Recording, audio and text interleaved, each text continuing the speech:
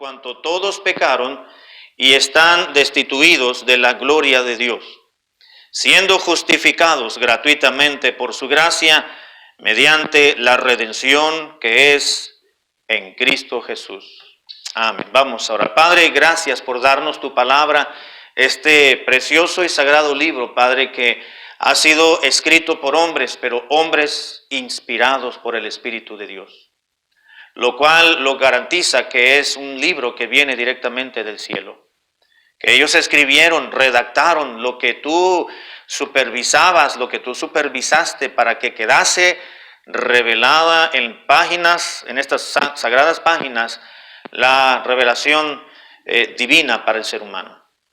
En esta noche, Señor, te ruego para que nos ayudes a poder entender estos versículos que estaremos analizando, junto con la doctrina que de estos desprende, para que nos ayude, Señor, a irnos a casa pensando y meditando lo que en estos momentos tú nos vas a dar para nuestro crecimiento y nuestro provecho espiritual. Te lo ruego en el nombre de Cristo Jesús.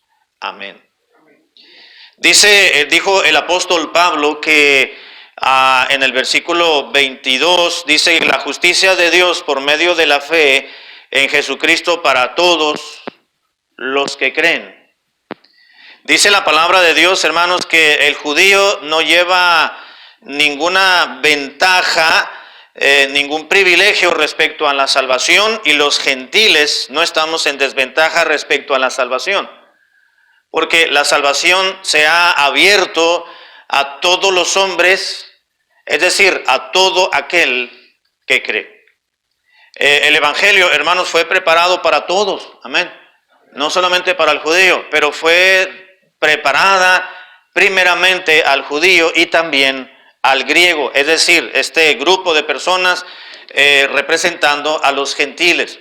El hecho de que Pablo, hermanos, cuando predicaba y llegaba a algún lugar, alguna ciudad, alguna aldea, algún otro lugar donde estaba el espacio abierto para predicar, dice Pablo, la Biblia, que donde ya había llegado alguien a predicar el evangelio, Pablo no llegaba a predicar porque no quería llegar a sobreedificar sobre el fundamento que ya habían predicado algunos otros, o misioneros, o evangelistas, o hermanos en Cristo que habían llevado el evangelio. Pero a donde llegaba, a un lugar, voy a decirlo así, virgen en cuanto al evangelio, la palabra de Dios nos recuerda que Pablo tenía en mente esa prioridad, y la prioridad para Pablo como judío era predicarle a sus hermanos en la carne, dice la Escritura. Él llegaba a las sinagogas, buscaba una sinagoga, y donde había una, quiere decir que habían por lo menos, ¿cuántos judíos había en una ciudad para poder construir una sinagoga, hermano? 10, exactamente, por lo menos era algo que tenían los judíos, ¿verdad? Para poder construir un lugar donde adorar al Señor y donde exponer las Sagradas Escrituras, que era el Antiguo Testamento, por lo menos debía de haber 10 judíos. Donde no había sinagoga, quiere decir que había menos judíos, ¿verdad? Y entonces es como cuando uno va a una ciudad, que uno va viajando y se pregunta uno, ¿cuántos mexicanos habrá por aquí? De repente ve uno allí, Río Grande, restaurante mexicano. Por lo menos aquí ya por lo menos hay unas 7 o 8 familias, dice uno, ¿verdad? Porque donde hay varios mexicanos ya encuentra uno un restaurante o una taquería, por lo menos, algo así, ¿verdad? Las sinagogas no eran taquerías, y creo que es un mal ejemplo, pero algo así para que nos demos una ilustración. Así que Pablo llegaba y decía, ¿hay sinagogas? Dice, sí, allá está una. Dice, ok, entonces es la oportunidad para predicarles el evangelio. Aquí debe de haber varios judíos, así que voy a ir a predicarles. Así que lo que nos está enseñando la palabra de Dios, y Pablo mismo, hermanos, en los versículos anteriores al 23, es que el judío no tiene ningún privilegio ante los ojos de Dios respecto a la salvación, y los gentiles no estamos en desventaja. Porque dice la Escritura, para que todos los que creen en Él sean salvos. Porque ya no hay diferencia, ya no hay distinción entre un pueblo y otro. Ya no hay ninguna tribu, ningún pueblo, ninguna nación, ninguna lengua que tenga preferencia antes que los demás. Sencillamente, dice Dios, ya no hay diferencia, ya no hay distinción. El evangelio de Cristo, la salvación, es para todos aquellos que crean y que tengan un corazón inclinado a creer. Ahora, es curioso, hermanos, pero en este pasaje específicamente en Romanos no nos está hablando Pablo ni la Biblia, no nos habla de una religión. No nos enseña que cuando el hombre se acerque a determinada religión va a poder obtener lo que tanto ha luchado y ha buscado o ha ido esforzándose en pro de para llegar al cielo o para encontrar la gracia de Dios, para pasar la eternidad en su presencia. No, nos habla de Cristo, nos habla de la gracia, nos habla de la fe, nos habla del creer, no nos habla de una religión.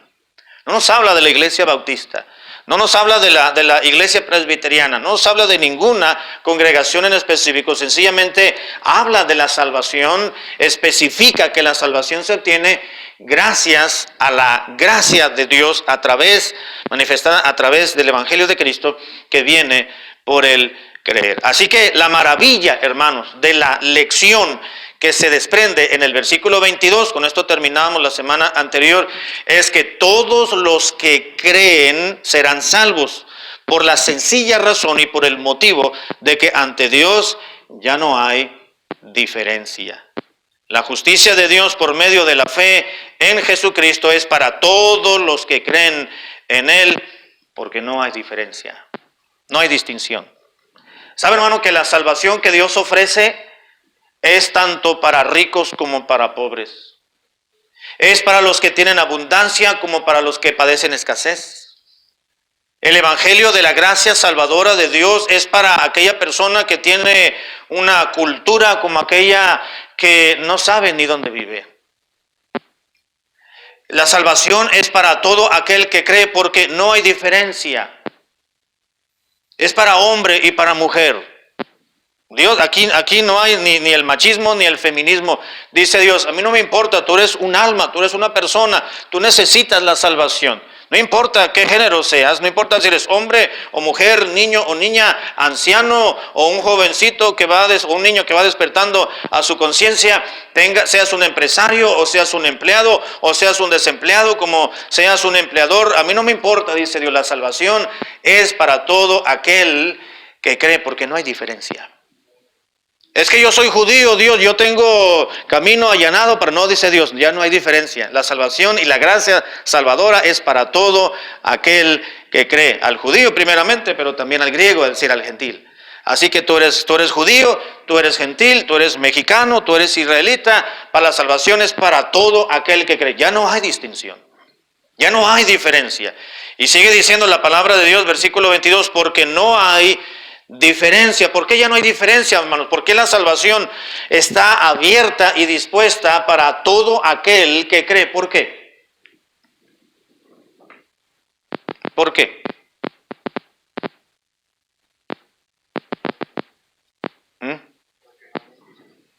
Para que no haya excusa, ¿qué más?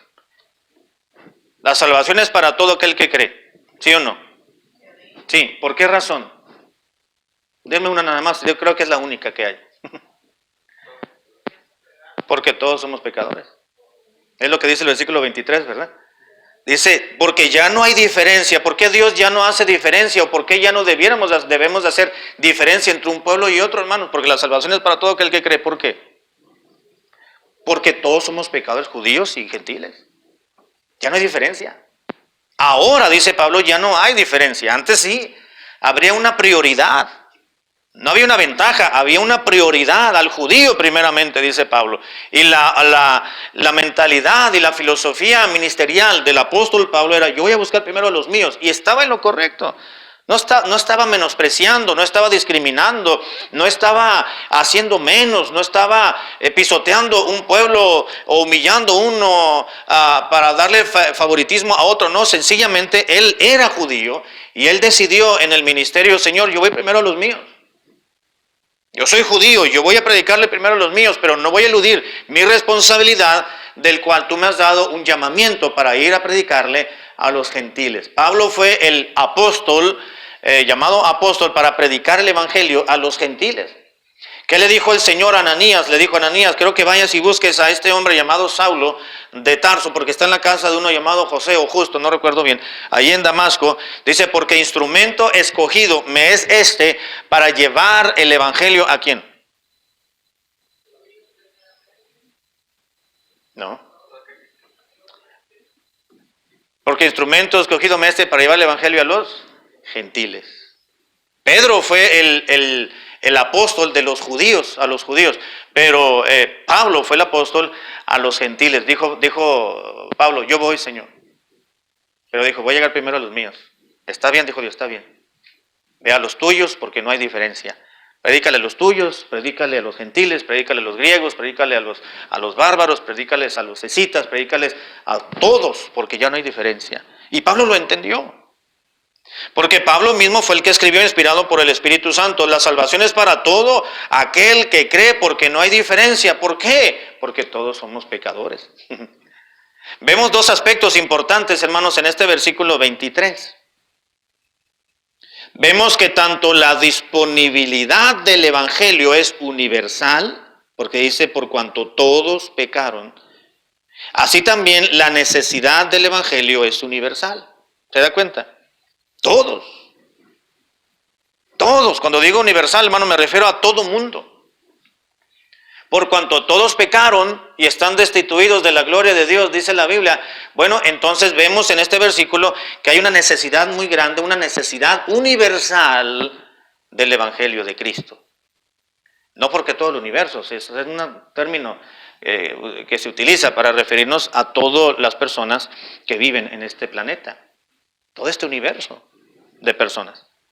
La disponibilidad del evangelio es universal, está abierta para todo aquel que cree, porque la necesidad es universal, por cuanto todos pecaron.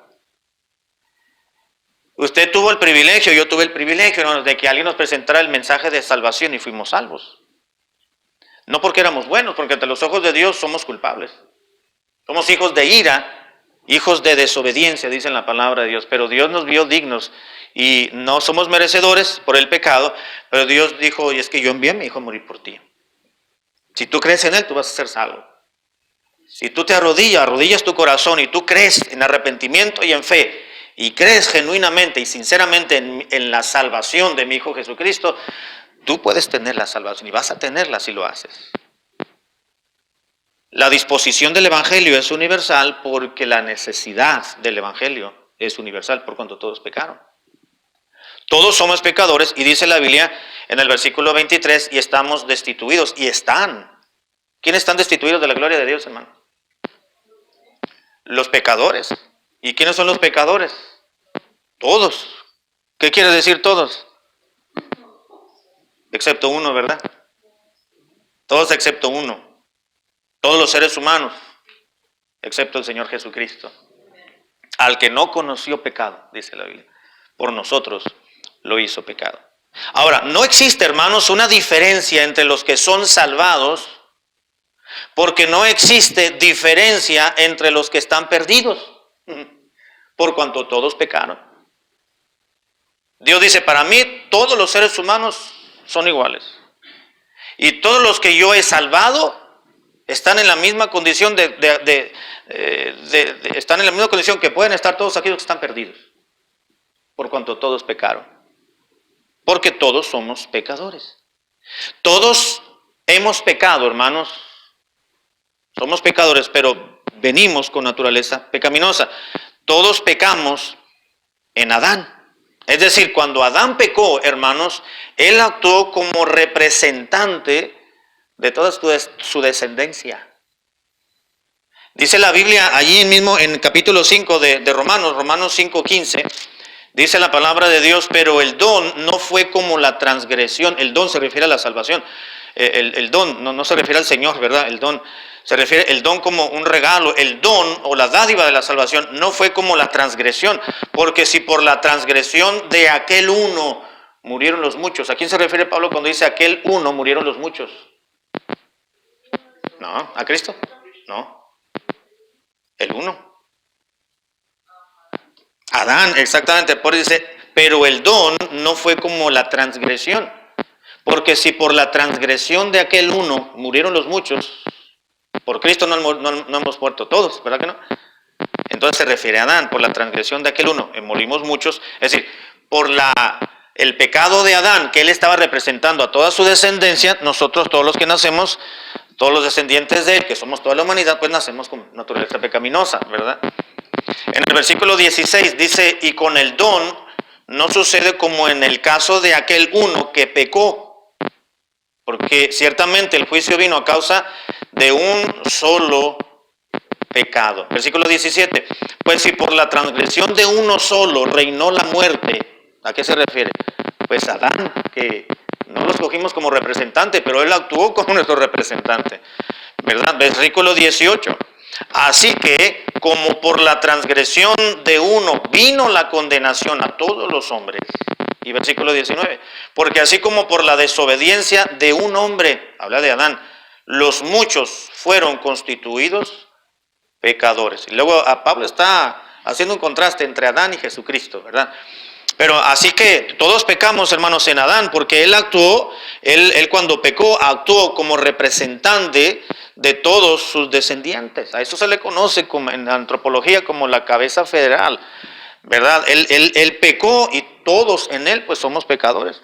Porque él fue como el representante de toda la humanidad, habida y por haber, que habida pues era nada más él y su esposa, ¿no? Y Eva. Así que regresando al versículo 23, por cuanto todos pecaron y están destituidos de la gloria de Dios.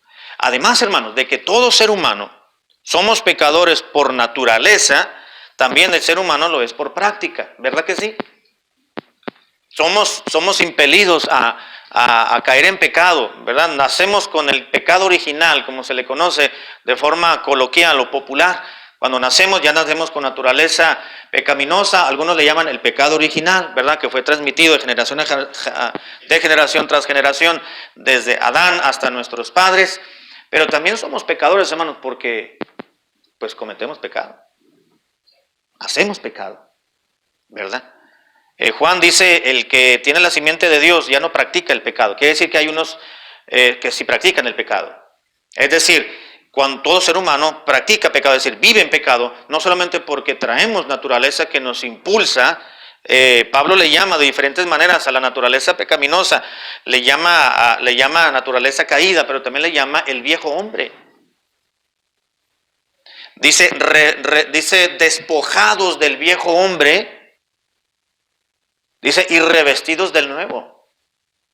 Pablo le dice a los hermanos de Galacia, hermanos, ustedes ya creyeron en Cristo, ya no tienen que vivir en base a los impulsos, a la motivación, al empuje de tu naturaleza pecaminosa. Pablo le dice al viejo hombre, ya quítate el viejo hombre y revístete del nuevo en Cristo Jesús.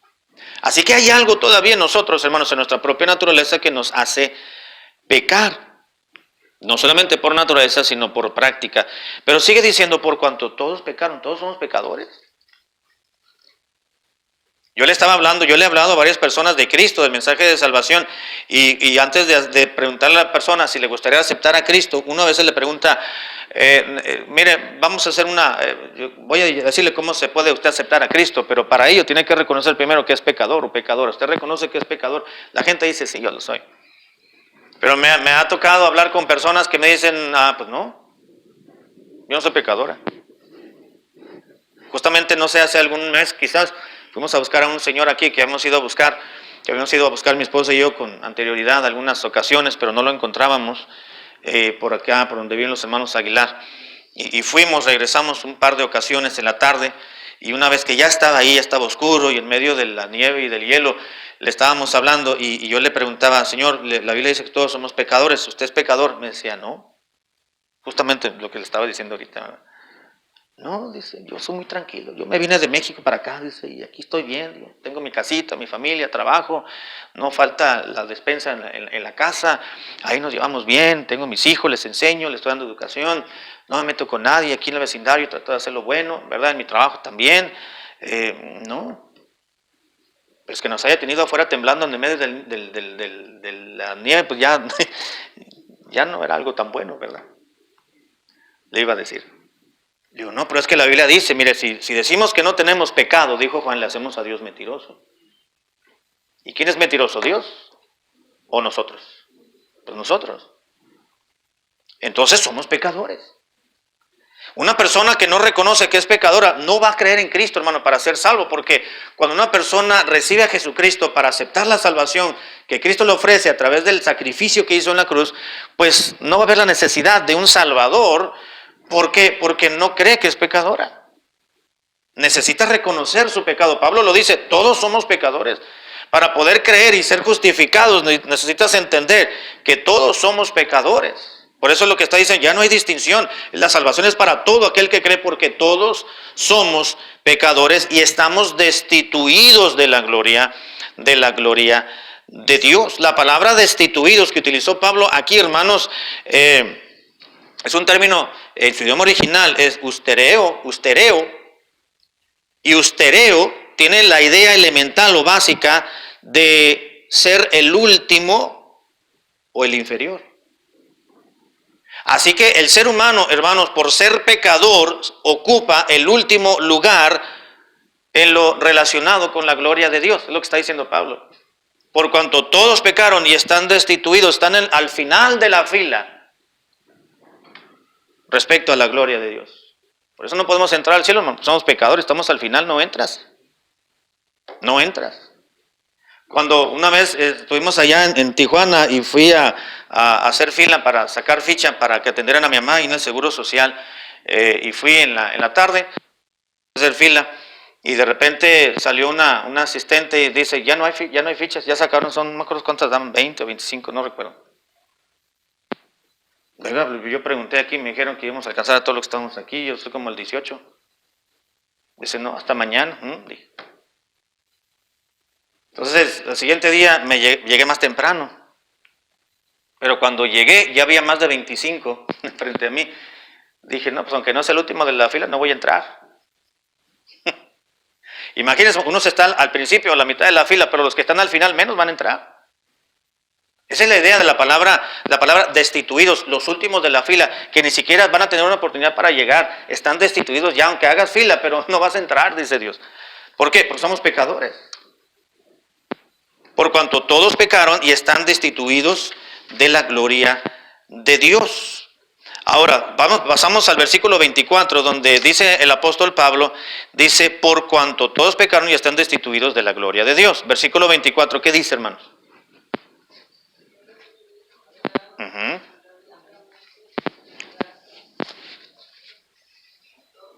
Sí, no, todo, pero fuerte, man, bien fuerte y de pie.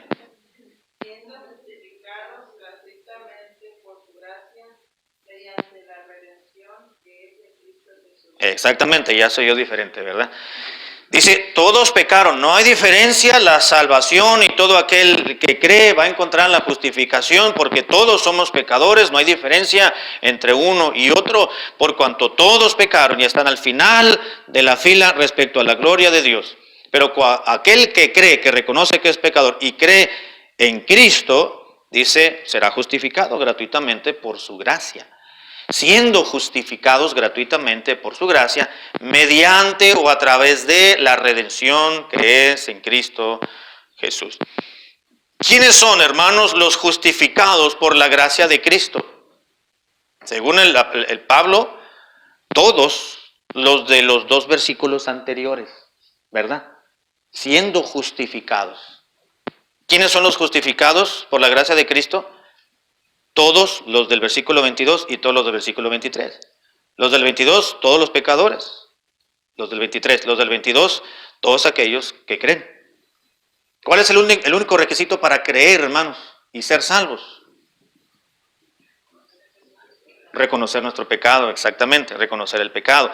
Todos los que han creído, de los cuales todos son pecadores. Ahora, vamos a entrar a este punto, hermanos, y para poderlo comprender muy bien, porque creo que no quiero que haya confusión más adelante cuando vayamos transcurriendo en el estudio los siguientes capítulos de Romanos. Dice en la Biblia, siendo justificados gratuitamente. ¿Qué es la justificación? ¿Qué es la justificación? ¿Qué entendemos, hermanos, por ser justificados?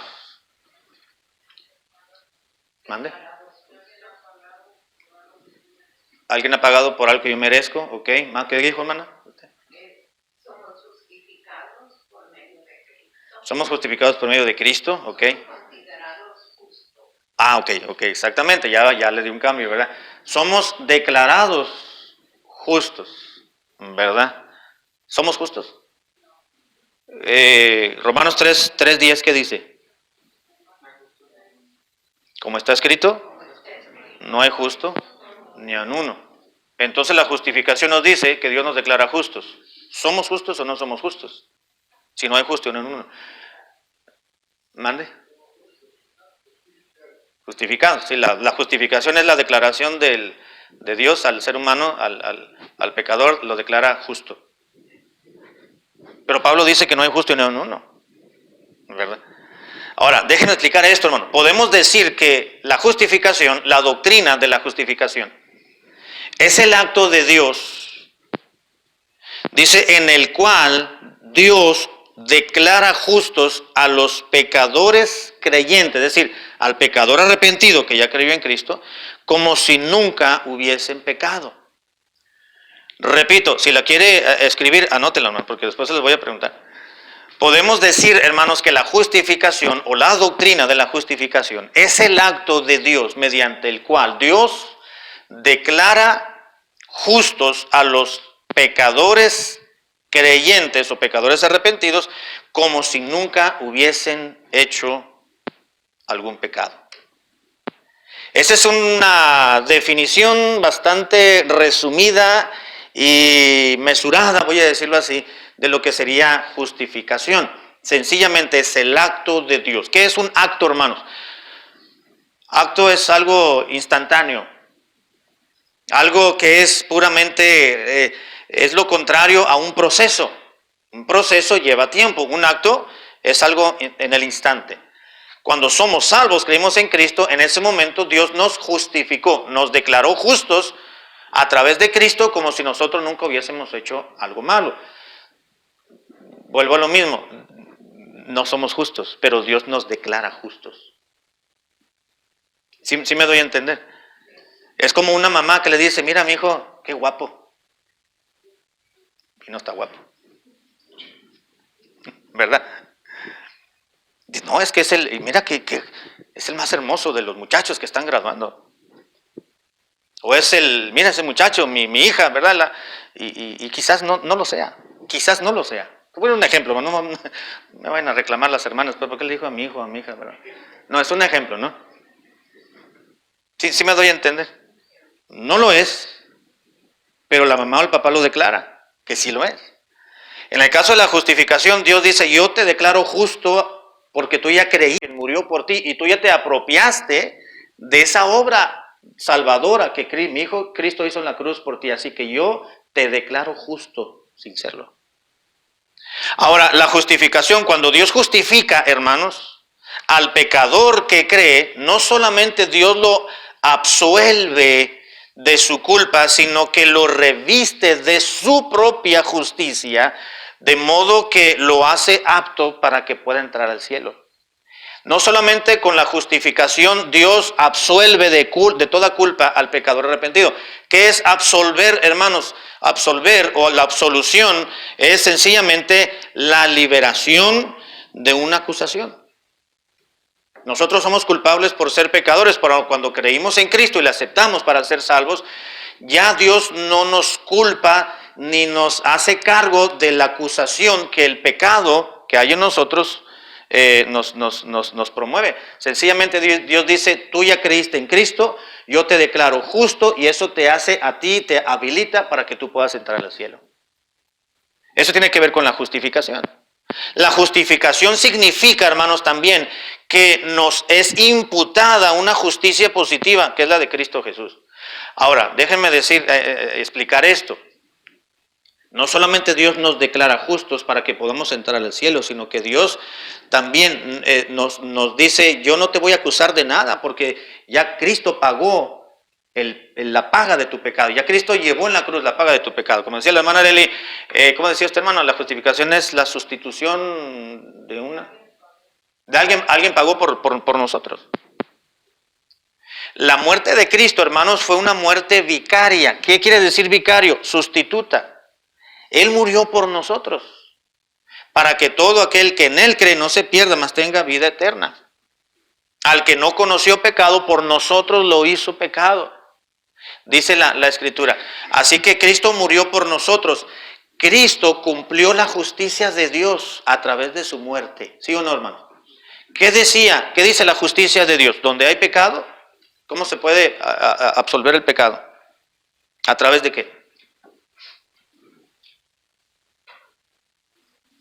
Sí, pero la justicia de Dios, ¿qué dice? Tú pecaste, ¿qué tienes que hacer? En el Antiguo Testamento había que morir un animalito, ¿verdad? Sí, lleva un animalito y tiene que haber muerte de por medio. Tú eres pecador, pero tú no vas a morir. Tú debes de llevar un animalito de acuerdo a ciertas características que Dios estipuló en la ley de Moisés. ¿Sí o no, hermano? ¿Sí? Ese animalito moría en sustitución del judío, ¿verdad que sí? Entonces, para simbolizar la sustitución, ¿se acuerdan? Ya les expliqué esto en una escuela dominical. Cuando iban a ofrecer un sacrificio por los pecados, tenían que llevar ¿cuántos corderitos, hermano? No, ¿uno? No, ¿mande? Sí, 2. Uno era Azazel, así se le llamaba, Azazel. Llevaba 2. Llegaba un judío, llegaba con el sacerdote y le decía, quiero ofrecer un sacrificio por mis pecados. Dice, y los corderitos, aquí está, te falta otro, decía. Necesitas 2. Entonces ya llevaba con los 2, blanquitos, ¿verdad? Perfectos o excelentes en su apariencia y en su condición y en su salud, porque era símbolo de lo que había de venir.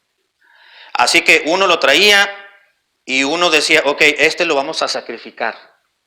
Y a Azazel, tú vas a poner tus manos en su cabeza, simbolizando que tus pecados se están traspasando a este. Entonces decía, listo, tócalo. Era un acto simbólico nada más, ¿verdad? Ponía sus manos y ese lo soltaban y lo dejaban que se fuera del campamento o fuera de la ciudad. Y allá se iba, simbolizando de que los pecados se habían transmitido a ese animalito y ya no estaban más presentes en esa vida. Pero había que haber una muerte, porque sin derramamiento de sangre no hay remisión de pecados. Así que aquel ya se fue, esto es símbolo de que tus pecados ya se han ido, pero ahora vamos a hacer el sacrificio que está demandado también en la ley de Moisés. Así que el otro corderito, sin mancha, con las mismas características de Azazel, entonces era degollado, le extraían toda la sangre y entonces le quitaban la piel, lo dejaban la carne viva y luego ya después lo destazaban, lo abrían y luego lo ponían en el altar, que era un asador. Lo ponían ciertas hierbitas y le ponían sal y lo sazonaban y ahí se lo ofrecían a Dios. Había remisión, había derramamiento de sangre, había una muerte y los pecados eran cubiertos. Cuando vino el Señor Jesucristo, entonces lo declaró Juan el Bautista como el Cordero de Dios, que realmente quita el pecado del mundo. ¿Se acuerdan cuando fue a bautizarlo? Y él murió como un corderito para poder, así como dijo Pablo en Romanos 5, que así como la transgresión de uno trajo la muerte y la condenación a muchos, a toda la humanidad, así también la muerte de uno ha traído la vida de todos aquellos que murieron. Se refería a Cristo. De forma tal, hermanos, que la justificación nos dice que la justicia de Dios ha sido imputada o incrustada en aquel pecador arrepentido. Es decir, ¿qué demandaba la justicia de Dios? La muerte, pero como tú ya no mueres porque yo envié a mi Hijo Jesucristo a morir por ti, esa es la justicia de Dios. Entonces la justicia de Dios, Dios la puso en nosotros cuando nos convertimos a Cristo y eso también es parte de la justificación. Dios nos declara justos como si no hubiéramos hecho nada malo en contra de Dios. ¿Por qué? Porque Dios nos ve a través de la justicia que Cristo cumplió en la cruz cuando Él murió por nosotros. Cuando los pecadores aceptan a Cristo, hermanos, por la fe quedamos justificados. Amén. Romanos 5:1, justificados pues por la fe tenemos paz para con Dios por medio de nuestro Señor Jesucristo. Voy a entrar ya en la parte final. La justificación, pues, hermanos, es algo que ocurre en la mente de Dios y nadie y nada tiene que ver con los sentidos o las emociones del ser humano. Repito, la justificación es algo que ocurre solamente en la mente de Dios y no tiene nada que ver ni con las emociones ni con los sentidos del ser humano. Scofield, un teólogo de algunas décadas atrás, incluso hay una Biblia que se llama la Biblia de Scofield, una Biblia de estudios, de estudio. Él escribió y dijo, voy a leer y cito lo siguiente, literal. La justificación es el acto de Dios por el cual Él declara justos a todos los que creen en Jesús. Es algo que tiene lugar en la mente de Dios, no en el sistema nervioso ni en la naturaleza emocional del creyente. Y cierro la cita. Y bueno, hermanos, para entender y clarificar un poco más el concepto de la justificación y comprenderlo mejor, porque vamos a verlo más adelante en otros capítulos, vamos a ver rápidamente lo que el Nuevo Testamento, en el Nuevo Testamento encontramos, algunos aspectos importantes respecto a la justificación. Ok, vamos a ver 6 rápido y nos vamos. O nos vamos y después los vemos. No, vamos a verlo y luego nos vamos, ¿ok? Bien.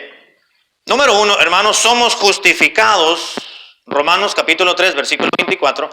Número 1, somos justificados por la gracia. Amén. ¿Qué dice Romanos 3, 24? ¿Qué dice?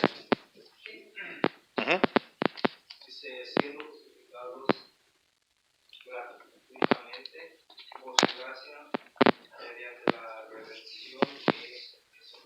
Exactamente, gracias. Dice Pablo, somos justificados de una manera gratuita, dice, por su gracia. Número 1, la justificación, hermanos, es por gracia. Esto quiere decir que no lo merecemos. ¿Qué es gracia? Es recibir un don inmerecido. Es recibir algo que no merecemos. ¿Y qué es misericordia? No recibir algo que merecemos. Gracia es lo contrario de misericordia. Así que la salvación o la justificación que obtenemos a través de la salvación es por gracia. Quiere decir, pues, que es algo que no merecemos. Número 2, somos justificados no solamente por la gracia, somos justificados, hermanos, por la fe. Romanos 5.1, ¿qué dice? Romanos 5.1. Exactamente, justificados pues por la fe tenemos paz para con Dios por medio de nuestro Señor Jesucristo. Ser justificados por la fe, hermanos, significa que tenemos que recibir la justificación creyendo, ahí está la fe, en Jesucristo solamente, dijo Pablo. Número 3, somos justificados no solamente por la gracia, somos justificados por la fe, pero también somos justificados por el poder de Dios. Romanos 4, 24 y 25. Romanos 4, 24 y 25. ¿Quién lo tiene? Hermano. Sino también con respecto a nosotros el que nos ha de ser contada. Esto es a los que creemos en el que levantó de los muertos a Jesús de la muerte, el cual fue entregado por nuestras transgresiones y resucitado para nuestra justificación. Exactamente, gracias, hermano. Somos justificados por el poder de Dios, es decir, por el mismo poder, como dice Pablo aquí, que resucitó al Señor Jesús de entre los muertos. Entonces, somos justificados, número 1, ¿por qué? Por gracia. Número 2, por fe. Número 3, por el poder, me brinqué 1. Y somos justificados también por la sangre de Jesús. Capítulo 5, versículo 9. 5:9 de Romanos. ¿Quién los lee? 5:9. Mucho más, estando ya justificados en su sangre, por él seremos salvos de la ira. Exactamente.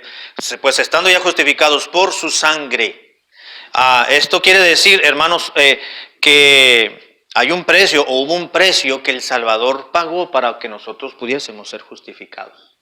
Somos justificados por su sangre, que fue el precio que Cristo pagó. Somos salvos por gracia, por fe, por la sangre, por el poder de Dios. Número 5, somos justificados por Dios. 8:33, por favor, 8:33. Romanos 8:33, ¿quién lo lee? 8:33, para acá. ¿Quién no acusará a los escogidos de Dios? Dios es el que justifica. Exactamente, Dios es el que justifica. Él es, hermanos, aquel que nos declara justos. Y número 6, y aquí termino, somos justificados, y aquí voy a aclarar, por las obras. Somos justificados por las obras. Santiago 2:24, hermanos, ¿qué dice? Santiago 2:24. Santiago, perdón, 2:24. Nosotros pues que el hombre es justificado por las obras, no solamente por la fe. Por la fe, exactamente. Déjenme aclarar algo, ¿verdad? Para no malinterpretar este versículo. Dice Santiago, vosotros pues sois justificados por las obras y no solamente por la fe. ¿De qué sirve creer en Cristo para ser salvos si no se manifiesta un cambio en la vida? Lo más probable es que la gente de esa persona no haya sido salva. Es decir, dice Santiago, tú dices que tienes fe que te ha llevado a Cristo para ser salvo, entonces esa fe tú la tienes que demostrar con tus obras. Es decir, con tu manera de vivir, con tu comportamiento, con tu testimonio. Esas son las buenas obras a las que se refiere. Entonces, si realmente fuiste justificado por la fe, podemos y tenemos que decir, dice Santiago, que también fuiste justificado por las obras, no solamente por la fe. En este sentido, somos justificados por las obras, no significando, hermanos, que las buenas obras únicamente son las que nos hacen ganar la salvación, sino que las obras son la evidencia de haber sido justificado. Por ejemplo, si usted conoce a una persona que anda en la calle maldiciendo, gritando, pasándose los semáforos en rojo, robando en las colonias, haciendo improperios en todos lados, y saliera en el periódico constantemente una persona que hizo esto y está presa y la encerraron 3 días, ya salió, ya lo arrestaron, ¿verdad? Y es un desastre en las noches ahí en la colonia. Y de repente llegar a un culto y nos diga, hermanos, Dios les bendiga, este es mi primer día que yo vengo a la iglesia y yo quiero decirles que yo también soy cristiano. ¿Le íbamos a creer? ¿Por qué no? ¿Por las obras? Por las obras nada más. No íbamos a creer que Él es salvo o que ha sido justificado por Dios porque sus obras están diciendo lo contrario, que no. Es lo que está diciendo Santiago. Entonces, vamos a ser realistas, dice Santiago. Una persona es justificada por la fe, pero también por las obras, en el sentido de que su fe le tiene que dar vida a su fe, y la manifestación, la evidencia, el reflejo de que tiene fe con Dios y que ha tenido una relación, pues es la manera en que va a vivir sus buenas obras. En ese sentido, hermanos, estrictamente en ese sentido, es que podemos decir que somos justificados por las obras. Es decir, las obras son evidencia de la salvación, no que las obras nos van a salvar. Bueno, y aquí termino. Somos justificados, ¿qué dice la Biblia, hermanos? Por, número 1, por la gracia. Número 2, por la fe. Número 3, por el poder de Dios. Número 4, por la sangre de Cristo, ¿verdad? Y número 6, por las obras.